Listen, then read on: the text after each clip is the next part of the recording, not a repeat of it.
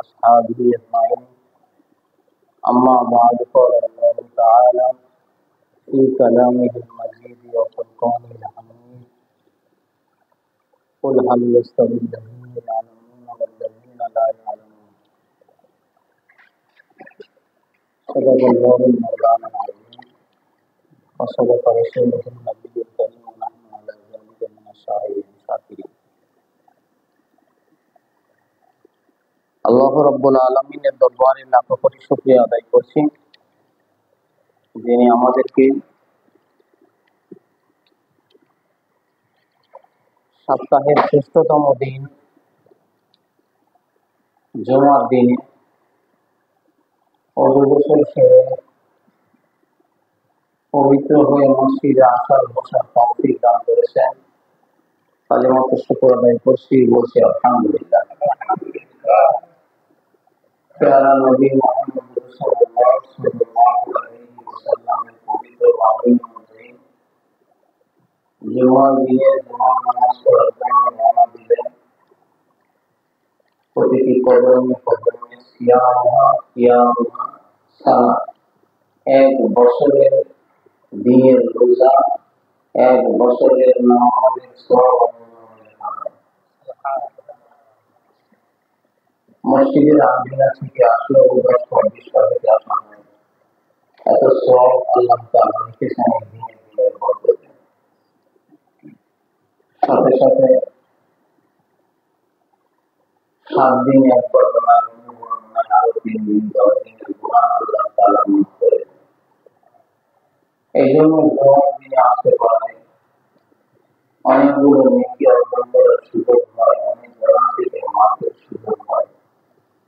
আর আল্লাহ তাআলার কাছ থেকে বান্দার যত নিয়ামত প্রাপ্ত হয়, এর মধ্যে শ্রেষ্ঠ নিয়ামত হলো বান্দা নেকির কাজ করার তৌফিক হওয়া, ভালো কাজের তৌফিক দেওয়া। এটা বান্দার জন্য বড় নিয়ামত। এটার জন্য আল্লাহর দরবারে শুকরিয়া আদায় করছি, বলছি আলহামদুলিল্লাহ। আলোচনা চলছিল ধারাবাহিকভাবে মাহে রমজানের দিনের বেলায় সিয়াম, রাতের বেলায় কিয়াম।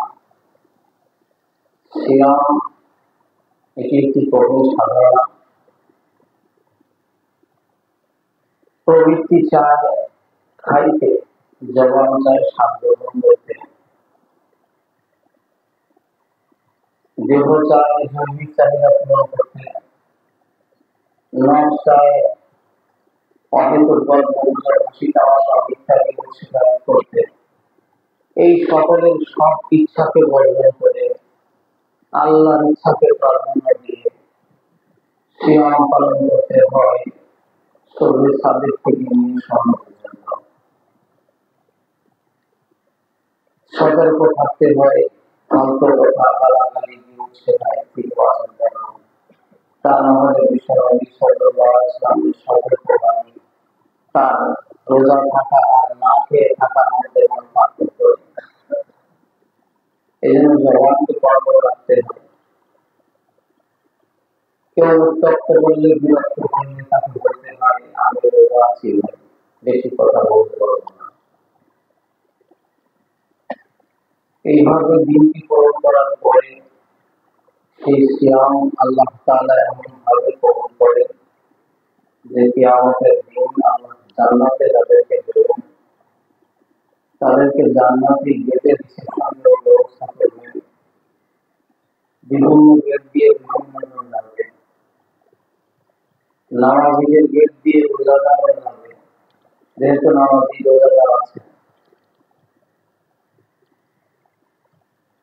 অসুস্থতার কারণে রোজা রাখতে পারে না, কিন্তু নামাজ আদায় করেছে, আল্লাহ জান্নাতে তাকে দেবেন। মাঝেও ছিলেন, তিনি ফিদিয়া আদায় করেছেন, কিন্তু এই লোকটাকে একটি গেট দিয়ে ঢুকতে দেওয়া হবে না। সেই গেটটি শুধুমাত্র রোজাদারদের জন্য। ইসমুহা রাইয়ান, এর নাম রাইয়ান। লাল গালিচা সংবর্ধনা থাকবে, ডাকা হবে আইয়ুহা সাইয়্যিদা, হে রোজাদারেরা, আমার এই গেট দিয়ে ঢুকো। রোজাদার শেষ, এখন হাজী সাহেব আছে, আরো অনেক ইবাদত আছে, যারা কোনো কারণে রোজা রাখতে পারে না, তাদের জন্য গেটটা খোলা থাকবে না, গেটটা বন্ধ করে দেওয়া হবে। তাহলে রোজাদারের জন্য বিশেষ একটি মর্যাদা আছে। রোজাদারের জন্য মর্যাদা আল্লাহ বলেছেন হাদিসে কুদসিতে, আসসাউমু ওয়া আনা আজজি, রোজা বান্দা আমার জন্য রেখেছে, পূর্ণ রোজা যার হয়েছে তার আসলে রোজার মধ্যে রিয়া বা অহংকার ছিল না, এই জন্য এটা আমাদের জন্য। তাই সর্বদের প্রতিদান সরল মাধ্যমে দিলেও আমি আল্লাহ রোজার প্রতিদান দেব। সাথে রাতের সালাত আছে, কিয়াম বা কিয়াম রমাদান, সালাতুত তারাবিহ, এটিও খুব দামি সালাত, হুকুম সুন্নতের মুআক্কাদা। অন্য মাসে 12 রাকাত সুন্নতের মুআক্কাদা ছিল, যাকে সুন্নতের রাতে বলা হয়, নিয়মিত পড়া লাগে। সেই সুন্নতের এত ফজিলত বলা হয়নি। একই বিধান সুন্নতের মুআক্কাদা তারাবির সালাত, তার ব্যাপারে বলা হয়েছে মান কামা রমাদান ঈমানান ওয়া ইহতিসাবা, যে ঈমানের সাথে নেকির আশায় রমজান মাসে তারাবির সালাত আদায় করবে, গুফিরা লাহু মা তাকাদ্দামা মিন যামবিহি, তার অতীতের গুনাহ ক্ষমা করে দেওয়া হবে। এই কথাটা আল্লাহ রোজা সম্পর্কে বলেছেন, অতীতের গুনাহ ক্ষমা করে দেওয়া হবে, সীমা নেই, অসীম। জুমার দিনে বলা হয়েছে 7 দিন 10 দিন, কিন্তু তারাবির ব্যাপারে বলা হচ্ছে মা তাকাদ্দামা, যা আগে ঘটে গেছে, মিন যামবিহি, গুনাহ থেকে। তাহলে 12 রাকাত সুন্নতের ফজিলতে বলা হয়েছে যারা আদায় করবে জান্নাতে তাদের জন্য বিল্ডিং নির্মাণ করা হবে। কিন্তু জান্নাতে যেয়ে তো বিল্ডিং এ থাকবে, জান্নাতে যেতে বাধা হবে গুনাহ। যে গুনাহের কারণে মানুষ আগে জাহান্নামে যাবে, এরপরে জান্নাতে যে গুনাহ মোচন হওয়ার পরে জান্নাতে যে সেই বিল্ডিং এ থাকতে পারবে। তো জান্নাতে যেতে বাধা হবে গুনাহ। আর তারাবির সালাতে এত দাম যে সেই গুনাহকে শুধু 7 দিন 10 দিন না, অতীতের গুনাহকে মুছে দেবে।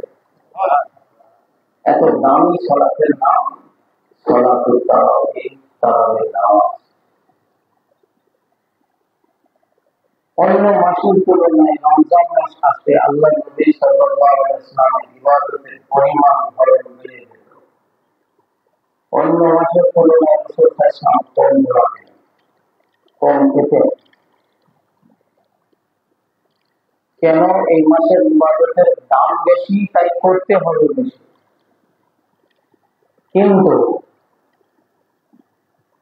শয়তান তো আর বসে থাকে না, মানুষকে ধোঁকা দিয়ে প্রতারণা করে যাতে ইবাদত যত কমানো যায়, পরকালে মর্যাদা তত কমানো যায়, এই জন্য জিম্মাদারি নিয়েছে যত ইবাদত কমানো। আর জনতার চাহিদা কোন যে যত করতে পারবে, বলতে পারবে, সে তত ভালো। আব্দুল্লাহ ইবনে ওমর রাদিয়াল্লাহু তাআলা আনহুর কাছে একজন জিজ্ঞাসা করছেন, বেতের নামাজ ওয়াজিব কিনা? আমরা যদি ওয়াজিব বলি, এমন হাদিসের ভাষা আছে যে বেতের নামাজকে সুন্নাত করা হয়েছে। এই হিসাবে কিছু মানুষ বলে বেতের নামাজ সুন্নাত।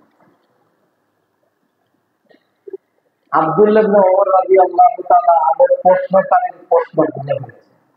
আমাদের যেমন প্রশ্ন হয় যে হুজুর তারাবির নামাজ রোজা থেকে রোজার মাসে না পড়লে কোনো গুনাহ হবে কিনা? তো প্রশ্নকারীর প্রশ্ন শুনে বোঝা গিয়েছে যদি বলি গুনাহ হবে না, তাই উনি আর পড়বেন। জিজ্ঞাসা এটা করিনি যে হুজুর তারাবির নামাজ রোজা আমি অসুস্থতার কারণে যদি রাখতে না পারি, আমি তারাবির নামাজ পড়লে আমার সওয়াব হবে কিনা, এটা কেউ জিজ্ঞেস করে। জিজ্ঞেস করে রোজা রেখে তারাবি না পড়লে রোজার কোনো ক্ষতি হবে। তো প্রশ্নকারী প্রশ্ন করেছে সুবিধা নেওয়ার জন্য, উত্তরদাতা যদি তার তালে তালে উত্তর দেয় তাহলে তার জন্য সুবিধা হবে। আব্দুল ইবনে ওমর রাদিয়াল্লাহু তাআলা সুন্নাতুল কিসরা বলছেন, দেখো আল্লাহর নবী সাল্লাল্লাহু আলাইহি ওয়াসাল্লাম আদায় করেছেন, সাহাবীরা আদায় করেছেন। তিনি আবার প্রশ্ন করছেন ওয়াজিব কিনা, তিনি উত্তর দিচ্ছেন আল্লাহর নবী সাল্লাল্লাহু আলাইহি ওয়াসাল্লাম আদায় করেছেন, সাহাবীরাও আদায় করেছেন। তার মানে ওয়াজিব কিনা এটা জানার তোমার দরকারটা কি? রাসূল আদায় করেছেন, সাহাবীরা আদায় করেছেন, তাতে তোমার হচ্ছে না?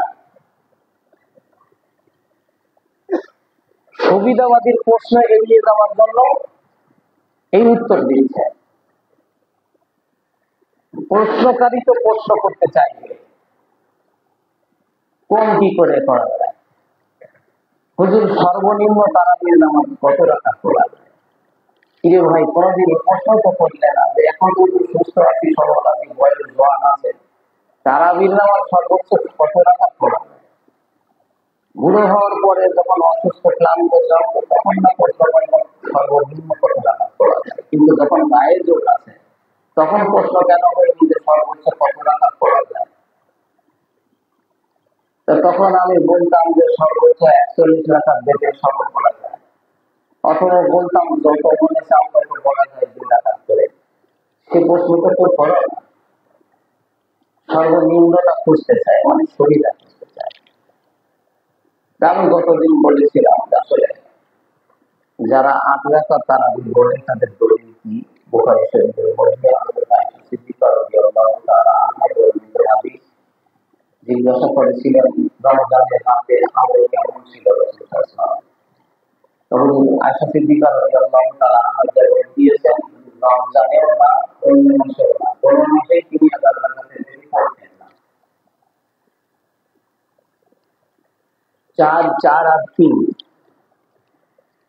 আল্লাহ তাআলা আমাকে মোনাজাতের জগতে যতবার বসিয়েছেন এই তারাবি নিয়ে। এই হাদিসটার দলিল দেওয়ার সাথে আমি একটু মুস্কি হাসি দিয়ে আমাদেরকে বলি যে ভাই, একটা বিষয়ের সমাধান এই হাদিস থেকে বোঝাই হয়ে যায় কি, আমরা কিন্তু 3 রাকাত বেতের পড়ি, আর আপনি 11 রাকাতের যে হাদিস দিয়েছেন তাতেও বেতের আছে কয় রাকাত? 3 রাকাত। এইটার বোঝাই সমাধান হয়ে যায়। আপনি রাজি আছেন কিনা? এরপরে আরেকটা হাদিস দেয় হযরত ওমর রাদিয়াল্লাহু তাআলা আনহু উবাই ইবনে কাব আর তামিমে দারিকে 11 রাকাত নামাজ পড়ার নির্দেশ দিয়েছেন। তাহলে হাদিস নিয়ে বিতর্ক করে 11 হয় 8 আর 3, তাহলে উবাই ইবনে কাব আর তামিমে দারি ওনারা কি এই আদেশ পালন করেছিলেন? ভাই তাহলে হ্যাঁ, এই জন্যই তো আমরা 8 রাকাত তারাবি পড়ি। আচ্ছা তাই ভালো কথা। তাহলে কোন সাহাবী কি প্রতিবাদ করেননি? তো যখন না করে, তাহলে প্রতিবাদ যেহেতু করেনি, তাহলে ওই হাদিসেও 3 রাকাত বেতের আছে। তাহলে 3 রাকাত বেতের সকল সাহাবী মেনে নিয়েছেন নির্দ্বিধায় নিশ্চয়?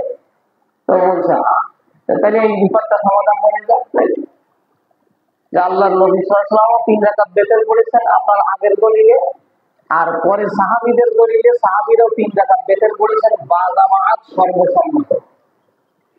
তখন বলছেন না, অন্য হাদিসে 1 রাকাত। তখন বললাম ভাই, সুবিধা পেলে এখানে তো কম হয়ে গেল। তারাবির সুবিধাটা এই হাদিসে ছিল না, এখানে ছিল, আর শেষের অংশটা অন্য হাদিস থেকে নিতে হবে, কারণ সুবিধাটা এখানে নেই। এইটার নাম শহীদুল মানা নয়। শহীদুল মানা ছিল যে দলিলটা নেবেন দলিলটার পরিপূর্ণ, অথবা যদি কোনো অংশ বাদ দেন তো কেন বাদ দেবেন, এর শরীয়ত ভিত্তিক জবাব থাকতে হবে। এর জবাব দেয়নি, কেন 1 রাকাত নেবেন এর জবাব দেয়। 3 রাকাত আপনার দলিলে আছে, দেওয়া দলিলে আছে, দলিল তো বহুত আছে আমার কাছে 3 রাকাতের, কিন্তু আপনার দেওয়া দলিলে যেহেতু 3 রাকাত আসলো, এটার সমাধান হয়ে যাবে, কিন্তু মানতে পারলো না।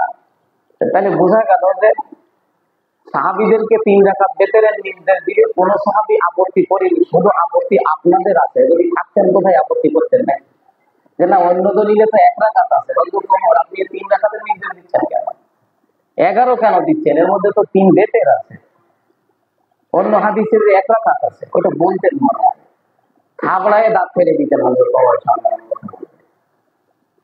হাদিস উনি জানেন না, কিন্তু না, কোনো সাহাবী তার পরিবর্তন করেন। আমরা যে 20 রাকাত তারাবির দলিল দিচ্ছে, সেখানেও 3 রাকাত বেতের আছে, 20 এবং 3। তাহলে 3-এর ব্যাপারে তো মত থাকলো না, কিন্তু না, সুবিধাবাদী মানতে পারে না, কারণ তার সুবিধাটা তো এখানে না। এটার জবাব দিয়েছিলাম, আমরা কেন 11 রাকাতের দলিল বা 8 রাকাতের দলিলকে নিতে পারিনি। 1 নম্বর কারণ ছিল যে তিনি সারা বছরের হিসাব দিয়েছেন এই হাদিসে। রাসূল সাল্লাল্লাহু আলাইহি ওয়াসাল্লাম রমজানে বা অন্য মাসে কোনো মাসেই তিনি 11 রাকাতের বেশি পড়েননি। এইটা আসলে তারাবির সালাত নয়, এটা তাহাজ্জুদের সালাত, যেটা সারা বছরই পড়া হয়। দ্বিতীয় নম্বর কারণ হলো, তিনি যে বলছেন 11 রাকাতের বেশি পড়েননি বছরের কোনো রাতে, এই কথাটি তিনি লিখে বলেন নাই। কেন? তিনি একজন স্ত্রী আর রাতের আমল বলছেন। রাতের আমল একজন স্ত্রী সারা বছরের হিসাব কেমনে দিতে পারে? যদি সেই ব্যক্তির স্ত্রী যার একটাই বউ। আমার রাসূলের কি একটা স্ত্রী ছিল? এক স্ত্রী ঘরে কি সারা বছর কাটাইছে? হ্যাঁ, যদি অন্য স্ত্রীর বিকল্প কিছু না বলে, তাহলে আয়েশা সিদ্দিকার কথা বলে যেমনি বলুন, উনি আন্দাজে বলুন, যেমনি বলুন, উনি নবীর স্ত্রী তো কাশ্মীরি না। কিন্তু মাইমুনা রাদিয়াল্লাহু তাআলা আনহার ঘরে আব্দুল্লাহ ইবনে আব্বাস বলেন, তিনি আল্লাহর নবী সাল্লাল্লাহু আলাইহি ওয়াসাল্লাম বেতের বাদেই 11 পার করেছেন। সেও তো বুখারীতে আছে, বুখারীরই হাদিস, কিন্তু সুবিধা কম বলে ও হাদিস নেই। ওই যে বললাম, সুবিধা নেই। বলছেন আল্লাহর নবী সাল্লাল্লাহু আলাইহি ওয়াসাল্লামের সঙ্গে রাত্রি কাটালাম, মাথার কাছে আড়াআড়ি ঘুমালাম, উনি উঠলেন রাতে, আমিও উঠলাম। উনি চামড়ার মস্কো থেকে পানি নিয়ে ওযু করলেন, নামাজে দাঁড়ালেন। আমি ডান দিকে দাঁড়ায় বাম পাশে দাঁড়াইছিলাম, রাসূল আমার কান ধরে ডান পাশে নিয়েছেন। তাহলে উনি ওই নামাজে জেগে আছেন, সাথে নামাজ আদায় করেছেন। তারপরে তিনি 2 রাকাত করে বলছেন, মানে গুনে গুনে বলছেন। উনি কিন্তু সারা বছরের হিসাব দেন না। তাহলে এক স্ত্রীর ঘরের নামাজ হলো বেতের বাদেই 11 পার। বেতের কয় রাকাত ওখানে নির্দিষ্ট নেই। আর এক স্ত্রী বলছেন, আমার ঘরে রাসূল সাল্লাল্লাহু আলাইহি ওয়াসাল্লাম শুধু বেতের পড়েছেন 13 রাকাত। উম্মে সালামা,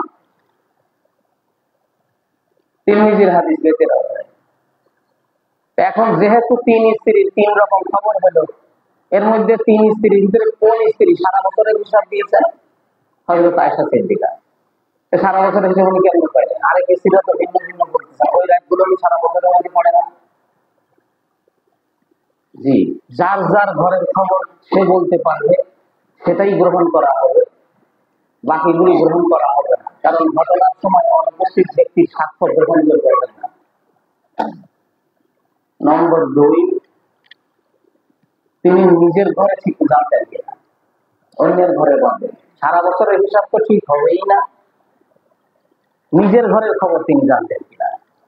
বুখারী শরীফের বেতের অধ্যায়ের শিরোনাম হলো আল্লাহ নবী সাল্লাল্লাহু আলাইহি ওয়াসাল্লামের স্ত্রী খোদ আয়েশা সিদ্দিকা রাদিয়াল্লাহু তাআলা আনহা নিজে বলছেন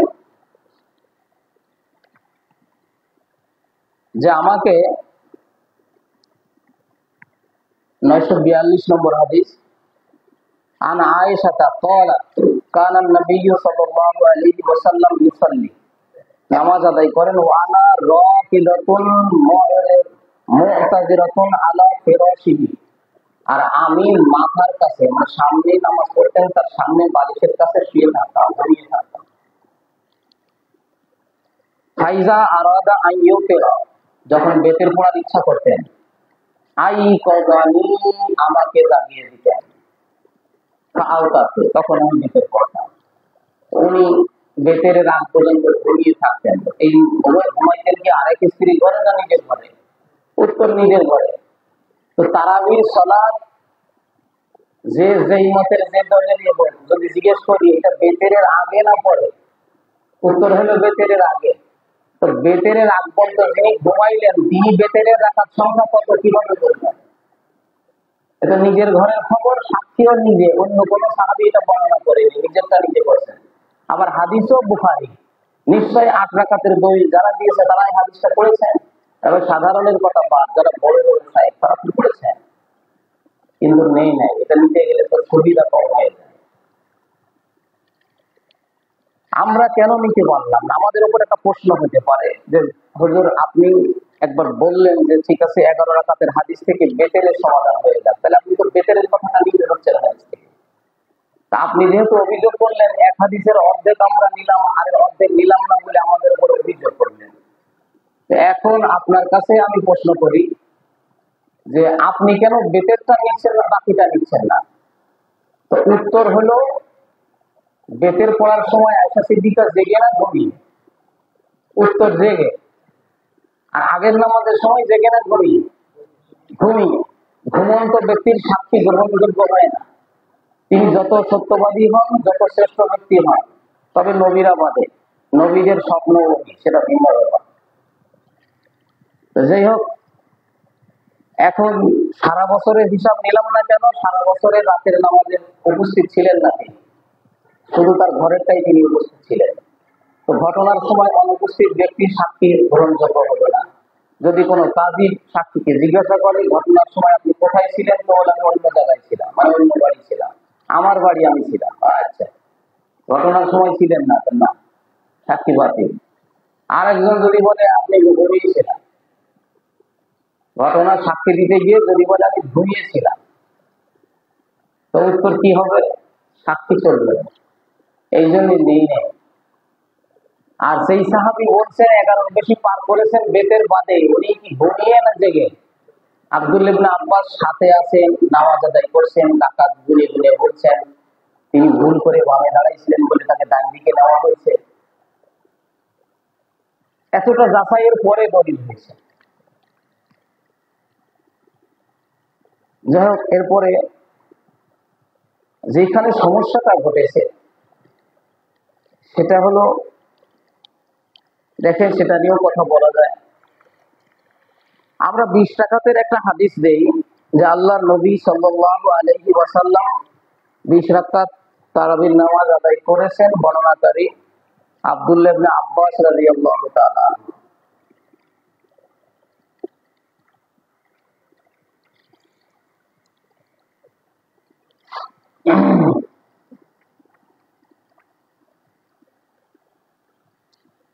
حدثنا يزيد بن هارون قال أخبرنا إبراهيم بن عثمان عن الحكم عن مقسم عن ابن عباس أن رسول الله صلى الله عليه وسلم كان يصلي في رمضان 20 ركعة والوتر। রাসূল সাল্লাল্লাহু আলাইহি ওয়াসাল্লাম রমজান মাসে 20 রাকাত তারাবি এবং বিতর পড়তেন। হাদিস নম্বর 7774। এর মধ্যে একজন বর্ণনাকারী আছেন ইব্রাহিম ইবনে উসমান, ইনি জয়ীফ রাবী, এটা সত্য কথা। এই জন্য এনার হাদিসটিকে ওনারা সহিহ বলে মেনে নেন নাই। কথাটা খুব সুন্দর। জয়ীফ রাবী থাকলে হাদিস সহিহ হয় না, এটা প্রাথমিকভাবে সত্য কথা। কিন্তু ভাইজানদের বইতে জানাজার নামাজে সূরা ফাতিহা বলে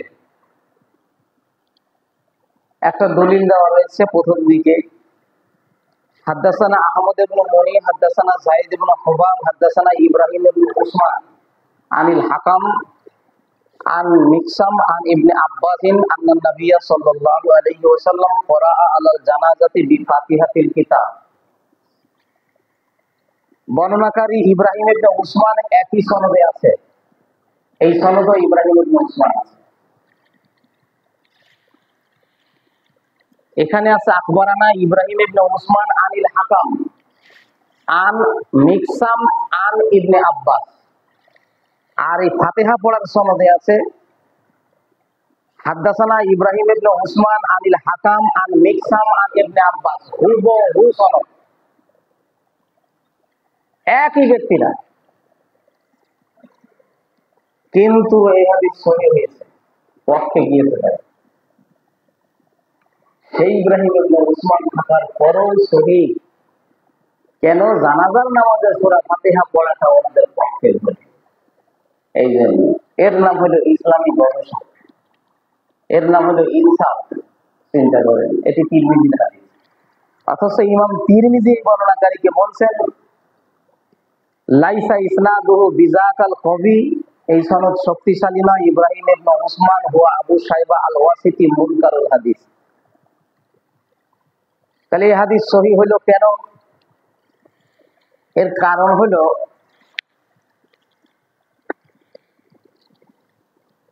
এই দেখেন, একটা বই আছে জাল হাদিসের কবলে রাসূল সাল্লাল্লাহু আলাইহি ওয়াসাল্লামের সালাত। লেখককে তো আপনারা দেখতে পাচ্ছেন।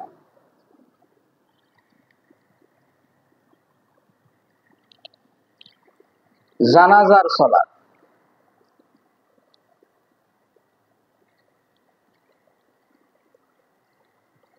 উনি ওখানে জবাব দিয়েছেন যে সনদ দুর্বল, কিন্তু সহিহ হলো আব্দুল্লাহ ইবনে আব্বাস রাদিয়াল্লাহু তাআলা আনহু জানাজার নামাজে সূরা ফাতিহা পড়েছেন, এই জন্য সহিহ। মানে আব্দুল্লাহ ইবনে আব্বাস রাদিয়াল্লাহু তাআলা আনহু জানাজার নামাজ পড়ে জানাজায় সূরা ফাতিহা পড়েছেন, এটি বুখারীতে আছে, বুখারী মুসলিমে আছে, এটা সহিহ। এটা আমরাও মানি সহিহ। এটি একজন সাহাবীর আমল, জানাজায় সূরা ফাতিহা পড়া। এইটা যেহেতু সহিহ, তাই ওইটার সনদ দুর্বল হলেও সহিহ। তা আমাদের প্রশ্ন হলো, আব্দুল হযরত ওমর রাদিয়াল্লাহু তাআলার আমলে একজন নয়, লক্ষ লক্ষ সাহাবী একসাথে 20 রাকাত তারাবির নামাজ পড়লো, তাতেও সহিহ হলো না? এর নাম ইনসাফ। অথচ লক্ষ সাহাবী যখন 20 রাকাত তারাবির নামাজ পড়েন, তখন একজন সাহাবীও দাঁড়িয়ে প্রশ্ন করেন নাই যে এটা কেন করলেন। আর আব্দুল্লাহ ইবনে আব্বাস জানাজার নামাজে সূরা ফাতিহা পড়লে তার মুক্তাদিরা নামাজ শেষে ধরে বসেছিল, এটি নাসাইতে আছে। ধরে জিজ্ঞাসা করলো, আপনি এটা করলেন কেন? তখন তিনি বললেন সুন্নাত। তার মানে বোঝা গেল, এই হাদিসটা বলার সাথে সাথে আমরা কেন জানাজায় সূরা ফাতিহা পড়ি না, সেটার কারণ আপনি এখান থেকে পেয়ে যাবেন যে এটি প্রচলিত কোনো সুন্নাত ছিল না। কারণ জানাজার নামাজ তো 2 বছর পরে একবার পড়ে না, প্রায় পড়তে হয়। তো একটা আমল একজন সাহাবী করার সাথে সাথে মুক্তাদিরা ধরে বসে কেন? এই আমলটা তারা এই মাত্র দেখছেন, এর আগে দেখেন নাই। তো সূরা ফাতিহা জানাজার নামাজে পড়া, এটি সাহাবীদের মাঝে প্রচলিত কোনো সুন্নাত ছিল না। ইমাম মালিক রাহমাতুল্লাহ আলাইহি 90 হিজরি জন্মগ্রহণ করেছেন মদিনাতে। তিনি বলেন, আমার শহরে এই আমল ছিল না। আল মুদাওয়ানাতুল কুবরা কিতাবের ভিতরে। আজকে দেশের মানুষ আমাদেরকে মদিনা মক্কা দেখায়, মক্কা মদিনায়। আরে ভাই, মক্কা মদিনা দেখতে চাইলে সোনালী যুগে যাও না, সাহাবীদের যুগে যাও না, তাবেঈনদের যুগে যাও না, তাবে তাবেঈনদের যুগে যাও না। বলছে ইসলামের জন্মভূমিটা, ইসলামের জন্ম কি আজকে হয়েছে না সেই যুগে হয়েছে? যেই যুগে হয়েছে সেই যুগে চলো, ওটা তুমি খাবা। সেই যুগ থেকেই চলে আসতেছে মক্কা মদিনায় 20 রাকাত তারাবি। তুলে দিল কারা? করোনার দোহাই দিয়ে 10 রাকাত করেছে এখন। এইটা তো আমাদের দলিল হবে, তাই না? বর্তমান শাসকরা কবে আসছে ক্ষমতায়? ক্ষমতায় এসেই পুরা মক্কাতুল মুকাররমা চতুর্পাশের মুসাল্লা ছিল ভেঙে চুরে রাত্রে সাফ করে পুরা ময়দান ফাঁকা করে দিয়েছে। এখানেও 4 মাযহাবে নামাজ হতো। যাই হোক, আমার কথা হচ্ছে, যেটা সহি সহি বলবো, কেন আমল পরিণাম হয় সেটা ভিন্ন কথা। উত্তর যদি শরীয়ত ভিত্তিক হয়, আবু হুরায়রা রাদিয়াল্লাহু তাআলা আনহু জানাজার নামাজ পড়ালেন, মুয়াত্তায় মালিকের হাদিস। তিনি ফাতিহা পড়েননি, কেউ তারে হাত থেকে ধরেননি, এই পড়লেন না কেন? কিন্তু ফাতিহা পড়া সাহাবীরে নামাজের পরে ধরে বসলেন কেন? এটা তাদের মাঝে প্রচলিত সুন্নাত ছিল না। সাহাবীদের মাঝে প্রচলিত সুন্নাত ছিল সূরা ফাতিহা না পড়া, সানা দুরূদ শরীফ আর দোয়া করা। এই জন্য আমরাও হাদিস নেই। তারপরও যাক ভাই, যেহেতু বললেন, আমার এই ভাইজান বলছেন যে বুখারীতে আছে আব্দুল্লাহ ইবনে আব্বাস জানাজায় সূরা ফাতিহা পড়েছেন, তাই আল্লাহর নবী সূরা ফাতিহা পড়েছেন, এই হাদিসের সনদে ওই আবু উসমান থাকা সত্ত্বেও সহিহ হবে। তো ভাই, ওই ইনসাফটা একটু এদিকে লাগালে হইতো না? যে এখানে তো লক্ষ সাহাবী 20 রাকাত তারাবির নামাজ পড়েছেন, তাদেরকে কেউ তো একজন বলেনি যে হুজুর এটা পড়াবেন কেন? ওই সূরা ফাতিহার মতো করে কেউ তো ধরে বসেনি, নির্দ্বিধায় সবাই মেনে নিয়েছেন। তাহলে আল্লাহর নবীর হাদিসে যেহেতু একদম দুর্বল রাবি, একই দুর্বল রাবি আছে, ওই হিসাবে এই হাদিসটি তো সহি হওয়ার কথা ছিল, কিন্তু হয়নি। কারণ এই ইনসাফ করলে তো হবে, না করলে হবে কি করে? গবেষণা যদি হয় এক পিসে, তাহলে তো এরকমই হবে।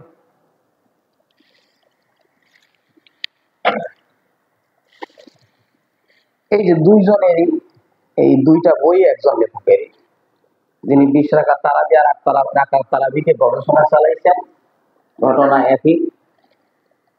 এখানে এসে 20 রাকাতের হাদিসকে জয়ী বলেছেন, কারণ হলো ওই আবু উসমান আছে এখানে, এই কারণে। আর এইখানে যে সূরা ফাতিহার হাদিসকে সহি বলেছেন, কারণ আরেক সাহাবীর সমর্থন আছে। তাই গবেষক কতটুকু ইনসাফওয়ালা দেখায়। যদি কেউ এই সমস্ত সাহিত্যের ভক্ত থাকেন, হয়তো শুনে কষ্ট হতে পারে, কিন্তু আল্লাহ রসুলের হাদিসের ব্যাপারে যদি ইনসাফ কেউ না করে, তাতে কি আপনার কষ্ট হবে না? আপনি কোন সাহিত্যে যদি আল্লাহর রাস্তে ভালোবেসে থাকেন, এই ভালোবাসা কোনো অন্যায় না, কিন্তু আল্লাহর রাস্তে ভালোবাসতে গিয়ে যেখানে রসুলের হাদিস অপমানিত হচ্ছে, যেখানে বেইনসাফি করা হচ্ছে, সেখানেও যদি আপনার কষ্ট না লাগে, তাহলে আপনি কেন তারে ভালোবাসেন? এটা নিয়তটা শুধরাই নিতে হবে। বুখারীর হাদিস রয়েছে, ইমানের সাথে হয়েছে যে অন্যকে আল্লাহর রাস্তে ভালোবাসে। আপনার ভালোবাসাটা যদি আল্লাহর রাস্তে হয়, সমস্যা নেই। এই দেখেন, আমি কালার করেছি, বইয়ের বহু জায়গায় কালার করা আছে।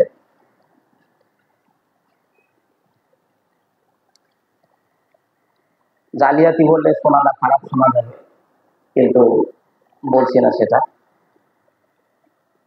সাইব ইবনে ইয়াজিদ হতে বর্ণিত, তিনি বলেন, ওমর রাদিয়াল্লাহু তাআলা এর জামানায় রমজান মাসে লোকেরা 20 রাকাত সালাত আদায় করতেন।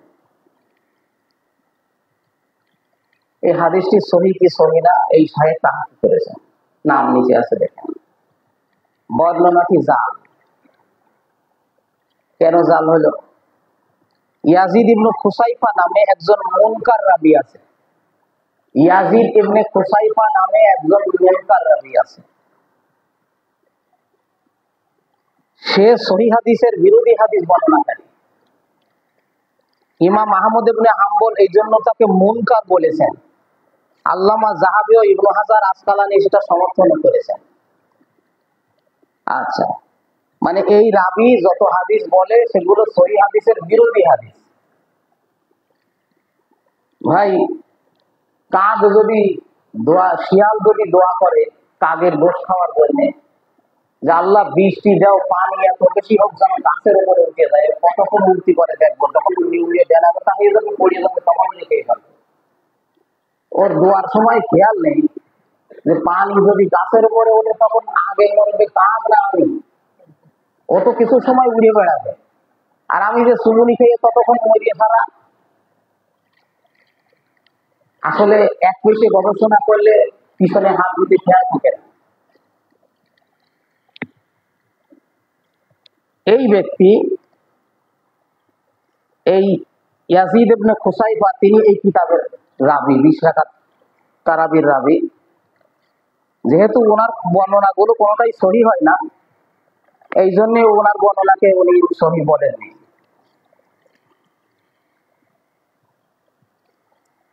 আমি বুখারী শরীফের 2323 নম্বর হাদিসটা আপনাদেরকে দেখাবো। দেখেন এটা কোন কিতাব? আমি কিন্তু তাওহীদ পাবলিকেশনস এর বুখারী নিয়েছি, কারণ ওনাদেরই অনুবাদ করা, যাতে না বলতে না পারে তরজমা উল্টাপাল্টা আছে মনে হয়। 2323 নম্বর হাদিসের সনদ আপনাদেরকে পড়ে শোনাচ্ছি। আপনারা সবাই মুআল্লিম, তো অনেকে আলেম আছেন আমার ধারণা।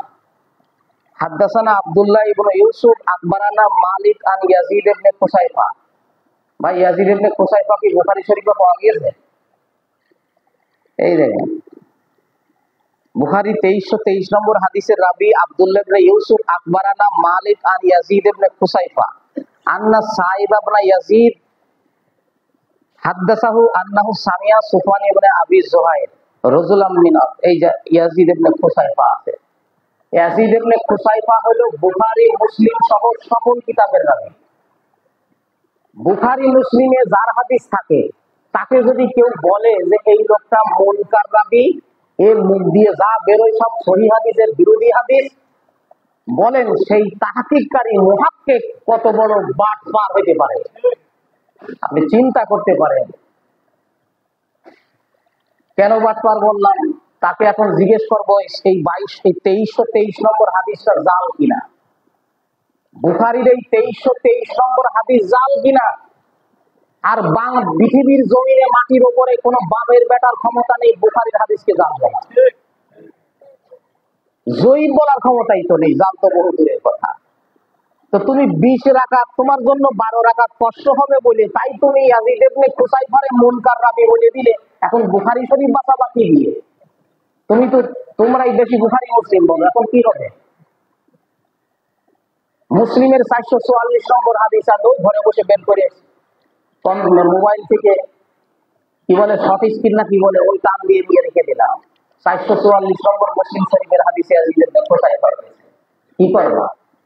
যদি বুখারী মুসলিমে দুইটাতেই থাকে, তারই তো বলে মুত্তাফাকুন আলাইহি, মানে ইমাম বুখারী আর মুসলিম যার হাদিসকে সহিহ একমত হয়েছেন দুজনেই, তার হাদিসকে দুই কিতাবে নিয়েছেন। এই রাবী হলো মুত্তাফাকুন আলাইহি, তার সম্পর্কে বলল মুনকার রাবী। কেমন ইনসাফ, চিন্তা করেন ইনসাফ কেমন দেখাবো।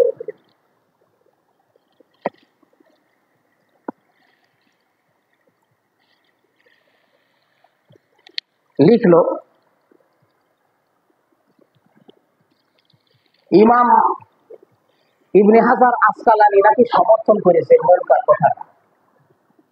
মানুষ কত মিথ্যা বলতে পারে ভাই।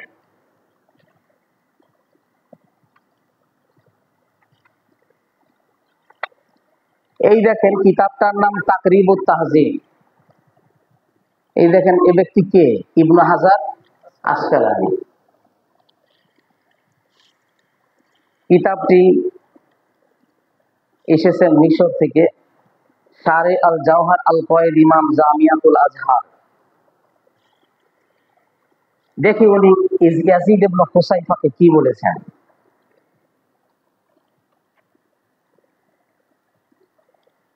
7734 নম্বর, ইয়াজিদ ইবনে আব্দুল্লাহ ইবনে খুসাইফা ইবনে আব্দুল্লাহ ইবনে ইয়াজিদ আল কিন্দি আল মাদানী কদ ইউসাফু লি জাদ্দি।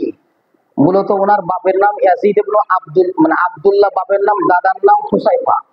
মাঝখানে বাপের নাম বাদ দিয়ে ওনার নাম মুহাদ্দিসরা ব্যবহার করেন ইয়াজিদ ইবনে খুসাইফা।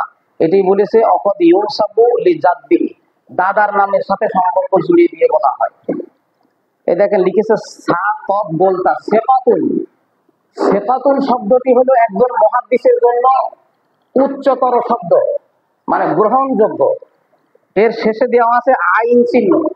যদি এখানে কোনো হাদিস শাস্ত্র নিয়ে পড়াশোনা করা কোনো ছাত্র থেকে থাকে, তা বিশ্ববিদ্যালয় হোক না কেন, রিজাল্ট শাস্ত্রে কারো নামের শেষে যদি আইন চিহ্ন থাকে, তাহলে উনি সর্বোচ্চ পর্যায়ের গ্রহণযোগ্য রাবী, যার হাদিস সিয়াসিক তার সব কিতাবে আছে।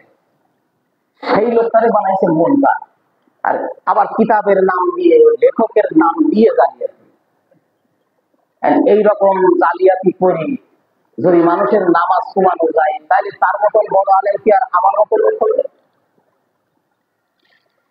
আল্লাহ হেফাজত করুক, সকলেই বলি আমিন।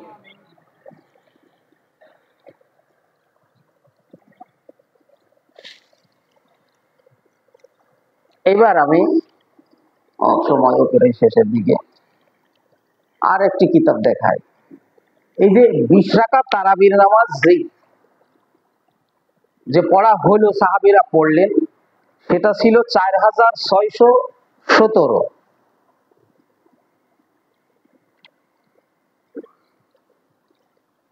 ইশরিনা রাকাতান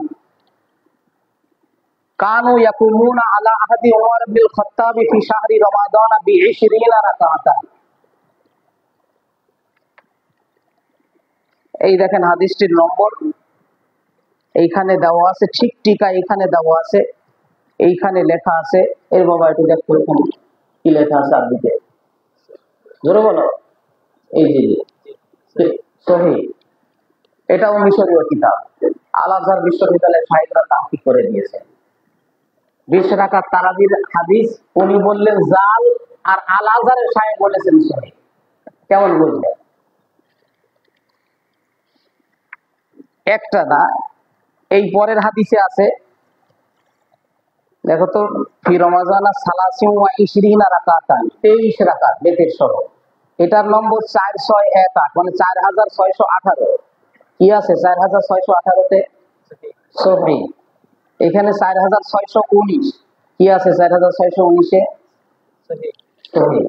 এত গুলি সহি হাদিস থাকার পরেও যারা জাল বলে, এরপরেও তারা আল্লাহর রাস্তায় মহব্বত করে দেয়। আল্লাহর নীতি কি?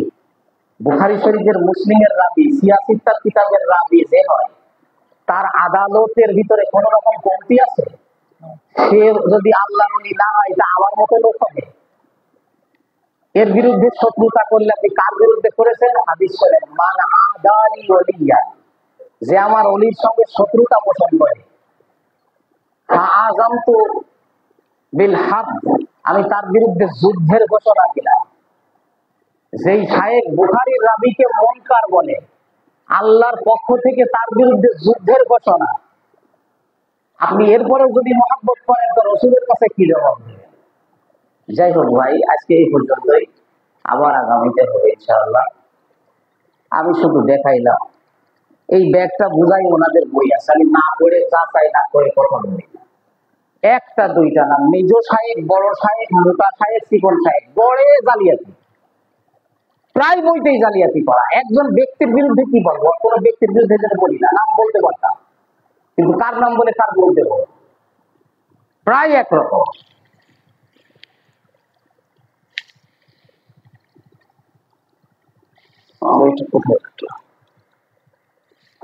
এই দেখেন, আরেকটা বই আছে,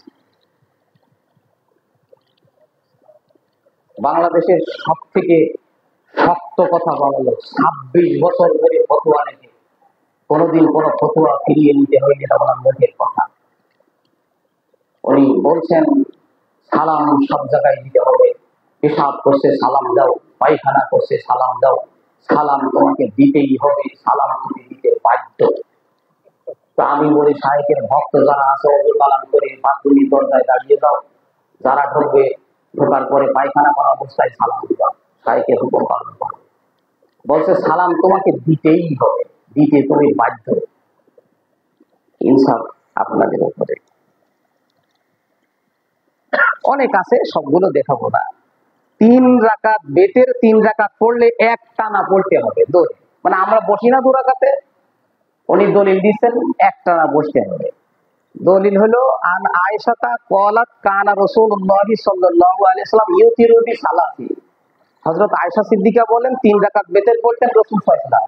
তিনি বেতের সময় দেখি না বলেনি, ওই যে আগে বলেছি দেখি, অতএব তার কথা ঠিক হবে। লা ইউসাল্লিমু মানে কি? লা ইউসাল্লিমু, আলেমরা বলেন কি হবে? সালাম ফিরাতেন না, ফি ইল্লা ফি আখিরিহিন, না শেষে ছাড়া, শেষে ছাড়া সালাম ফিরাতেন না। আর বাংলা অনুবাদ সাহেব কি করেছে দেখেন। আয়েশা রাদিয়াল্লাহু তাআলা বলেন, রাসূল সাল্লাল্লাহু আলাইহি ওয়াসাল্লাম, তিনি রাসূল সাল্লাল্লাহু আলাইহি ওয়াসাল্লাম 3 রাকাত বেতের পড়তেন, তিনি শেষ রাকাত ছাড়া বসতেন না। ভাই, লা ইউসাল্লিমু মানে বসতেন না। কোন আলেম, আদনা আলেম, মানে আলেম পাস করা লোকও যদি বলে, আমি তাও তো মানবো না, কারণ এত মূর্খ তো সে না যে লা ইউসাল্লিমু মানে বলবে বসতেন না। কি বলবেন বলেন? এই বাবা দেখো তো আমি ঠিক বললাম কিনা। এই হলো লা ইউসাল্লিমু, এর বাংলা তর্জমা কি আছে? তিনি শেষ রাকাত ছাড়া বসতেন। এত বড় সাহেব ভুল করে, মূর্খ অন্ধ ভক্ত বসে এত বড় সাহেব ভুল করে, তো তুই বাবা তুমি লা ইউসাল্লিমু আর বিধান বের করে দেখ, বসতেন না হয় কিনা। পরের হাদিস আরেকটা দিয়েছে, আন ইবনে তাউস আন আবিহি, তাউসের ছেলে বর্ণনা করছেন তার পিতা থেকে, আন্নাহু তিনি মানে তার পিতা, কানা ইউতিরু বি সালাসিন 3 রাকাত বেতের পড়তেন, লা ইয়াকুদু বাইনাহুন্না, তার মাঝে বসতেন না। এটা কিন্তু ঠিক আছে তর্জমা। লা ইয়াকুদু আর লা ইয়াজলিসু, এই দুটো মানে বসতেন না। লা ইয়াজলিসু মানে বসতেন না, লা ইয়াকুদু মানে বসতেন না। তো ওইটাতে যদি দুইটার একটা থাকতো তাহলে তর্জমাটা ঠিক ছিল আগেরটাই। আর এইটা হলো বসতেন না আছে, কিন্তু এটা কে? এটা হলো তাউস রাহমাতুল্লাহ আলাইহির ছেলে বলছেন যে তার আব্বা বেতের মাঝখানে বসতেন না। তর্জমা কি করেছে বাবা দেখো তো। ইবনে তাউস বলেন তার পিতা থেকে বর্ণনা করেন যে রাসূল সাল্লাল্লাহু আলাইহি ওয়াসাল্লাম 3 রাকাত বেতের পড়তেন, মাঝে বসতেন না। এখানে হাদিসে রাসূল সাল্লাল্লাহু আলাইহি ওয়াসাল্লামের কোনো কথা আছে? তাউসের নামাজ রাসূলের নামাজ বলে সালাম দেওয়া হয়। এই হলো 26 বছর ধরে ফতোয়া কদমে লেগেছে, আজও কোনোদিন ফিরিয়ে দিতে হয়নি। নেবে কি করে? গ্রাম্য কথায় আছে, একজন নাকি বলছে যে আমি যদি হেরে যাই তাহলে বউ দিয়ে দেবো। তো বউ বলছে তুমি বললে এটা নাকি বললাম, মানে এটা কোনো দলিল না। তা মানুষ উদাহরণ দেয় তাই বলে। তখন বলছে যে তুই টেনশন করিস তাহলে আর ওই না তা হয়ে যাবে। এটা আমি ফিরিয়ে নেবো না তো জীবনে, লিখে রেখেছে বইতে। বলবেন হুজুর ওনাদেরকে এখানে ফোন নম্বর আছে, কেউ ফোন দিন, ফোন ধরে কিনা? আমার কাছে বহু বই আছে, নম্বর দিয়ে লিখেছে, ফোন দিলে ফোন ধরবে না। আল্লাহ রাব্বুল আলামিন যেন আমাদেরকে এই উম্মতের স্বার্থ বিরোধী, আল্লাহ রাসূল সাল্লাল্লাহু আলাইহি ওয়াসাল্লামের ইচ্ছা বিরোধী, অর্থাৎ মানুষের জীবন থেকে নেক আমল কমিয়ে নেওয়ার এজেন্ট যারা নিয়েছে, এদের ফিতনা থেকে বাঁচিয়ে বেঁচে 20 রাকাত তারাবির নামাজ রমজান মাসে আদায় করার তৌফিক দান করেন। আমিন। ওয়া আখিরু দাওয়ানা আলহামদুলিল্লাহি রাব্বিল আলামিন।